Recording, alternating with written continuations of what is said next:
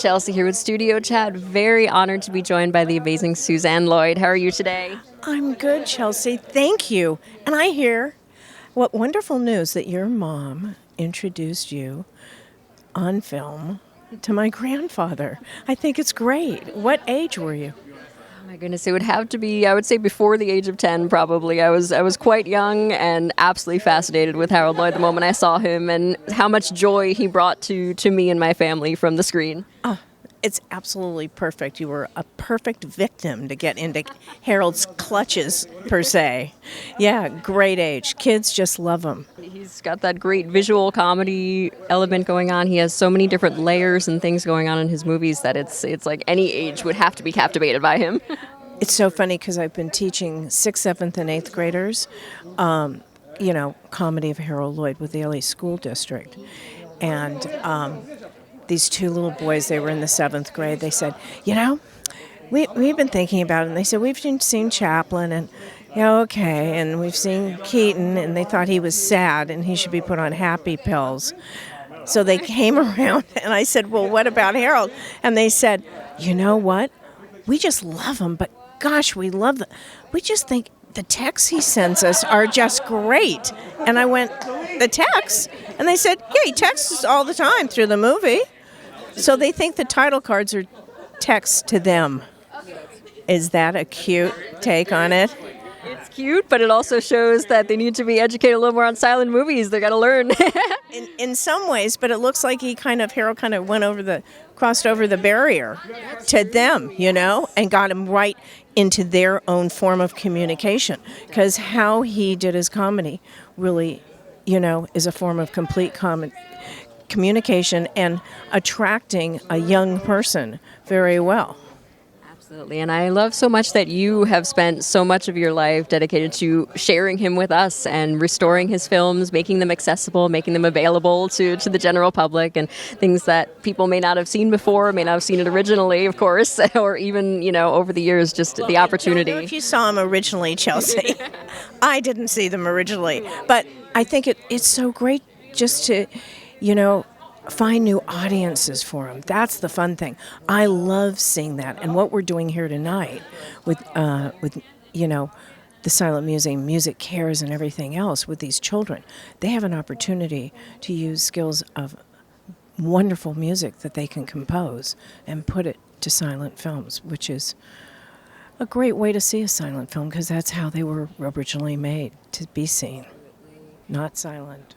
Not silently, exactly. Silent is a name that sort of came later on when, they didn't have the live accompaniment and, realized that we need to now in the recording age get scoring to go with the silent films as well. That's right. We've got great artists here. You've got Jesse Carmichael, you have Sherry Chung, you've got Jeff Cardinelli. I mean, just great guys in their own field. I do want to say, to us, Harold and Mildred are wonderful stars of the screen, but to you, they were family. So at what point in your childhood did you realize that they had this whole career? I think I was about 8 or 9. I really, in the beginning, I thought my grandfather was a photographer because he loved 3D photography, and that he ran hospitals because he was running the Shriners Hospital for children, and he ran 22 of them as chairman of the board. So it was kind of about the time that he put out World of Comedy in 1962 that people started coming around, and I go, what is it? Why do these people keep randomly, Dad, coming in talking to you? And he goes, well, because, they see my films. And I went, what? He wasn't making films when I was growing up with him. But I picked up very soon after that. I realized he was a film star, and he made a lot of films. But it's been my pleasure to take care of the films and an honor to introduce them to future generations, and I hope it keeps going. Absolutely. Well, I plan to keep it going as best I can, just doing an interview. And we had Angel Velez over here, who was, of course, conducting the evening. And you and Angel met, he actually told me, during Silent Films Live, too, and that's when you two first connected, right? Yeah, and he's done shows for me at the, wonderful shows for me at the Academy of Motion Picture Arts and Sciences for Safety Last 100th anniversary. We did it with a 34-piece orchestra.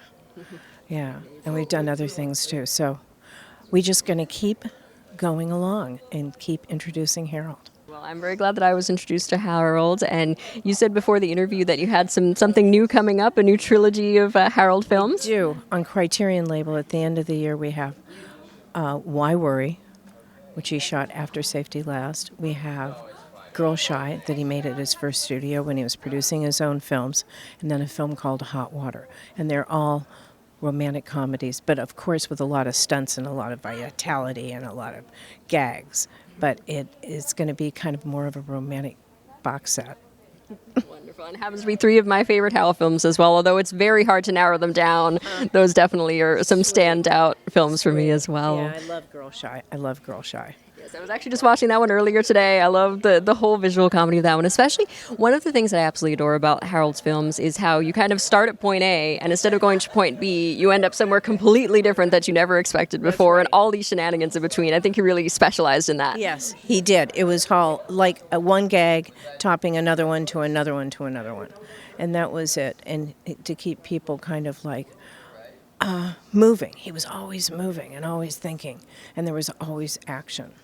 And sometimes that's hard for the musicians to keep up with. But okay, I'm sorry, we can't change that. But that's part of the fun. Yeah. It's going to be a lot of fun in here tonight, and I always have fun anytime I'm watching Harold. So again, it has been such an honor just to meet you and speak with you. Thank you so much for your time. Thanks for being a fan of Mid and Harold's. A pleasure, Chelsea. My pleasure Really. as well.